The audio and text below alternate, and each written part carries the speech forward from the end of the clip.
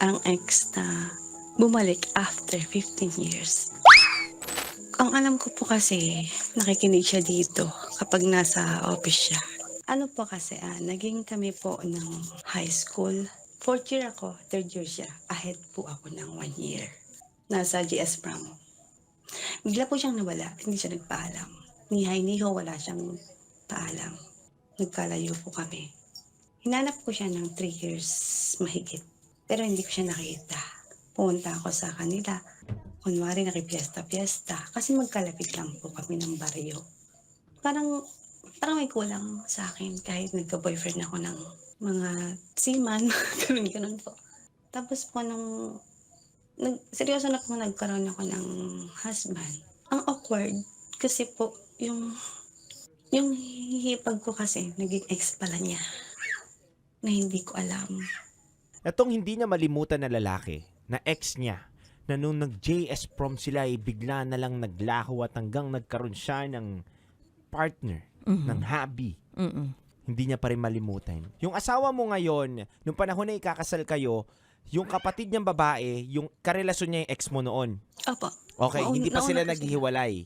Yes po. So sinabi nito ng kapatid ng asawa mo na ngayon na, uy, alam mo ba, yung ex mo, ikakasal na ngayon sa kapatid ko. Hipag ko.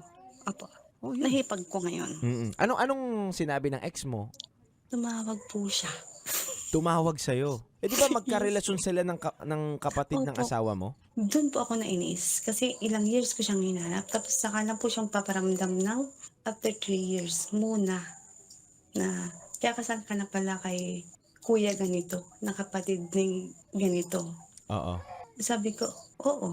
Kasi ang tagal kitang hinanap pero hindi ka nagpakita, sabi ko. Tapos parang yung kasal po namin na yun, parang pilit. Kasi po yung husband ko ngayon, may karelasyon din po siya na 7 years. Dito rin po sa bayan namin. Magkakalapit lang din po kami. Ayoko naman pong manira ng relasyon na gano'n. Bakit kayo nagpakasal? Eh hindi nyo naman Ano ba pala 100% yung pagmamahal ninyo. Meron pang Parang yes po. meron pang multo ng nakaraan. Parang gusto ko mag-rebel sa tatay ko, ganun po. Hanggang sa after 15 years, yun na nga po yung sinasabi ko na nag-message yung ex. Mahirap po eh. Married na po ako. Tapos married na din po siya. After 15 years, nagkwentuhan kami na gano'n yung nangyari sa akin.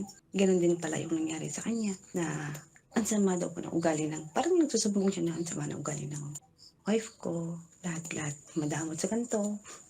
Kinukuha niya lahat ng ATM ko, mga gano'n po.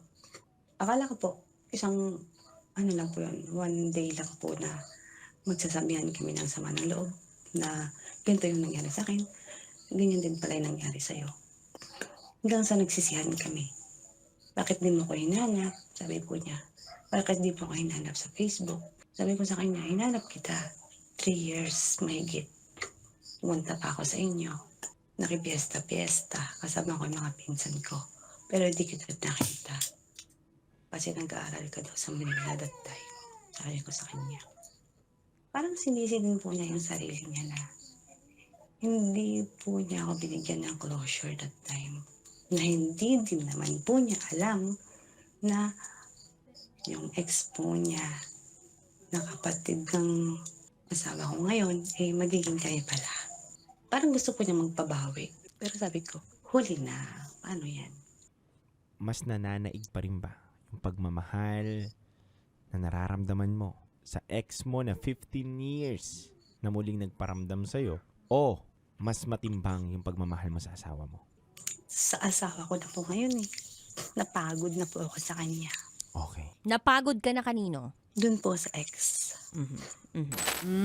Sarap manood ng radyo, no? Ginawa mo na talagang bisyo ang panonood sa amin, no? Umabot ka na rito eh. Huy! Kaya kung gusto mong tuloy-tuloy pa ang tawanan, Iyakan at kiligan, aba, i-like mo na ang video na ito. At mag-comment ka na rin sa Bisyo Hit mo na rin ang notification bell. para updated ka sa mga kaganapan namin dito sa Love Radio. kailangan pa bang i-memorize yan? Basic.